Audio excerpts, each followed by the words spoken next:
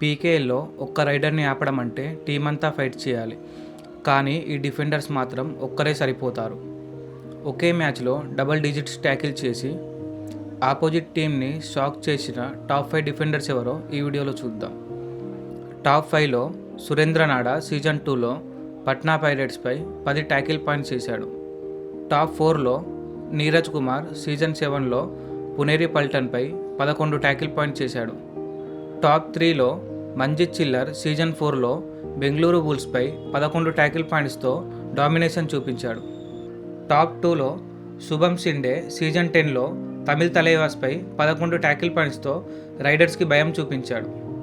ఇక finally top 1లో Mohammad Reza season 9లో దబంగ్ ఢిల్లీపై 16 ట్యాకిల్ పాయింట్స్ చేసి all time PKL record create చేశాడు.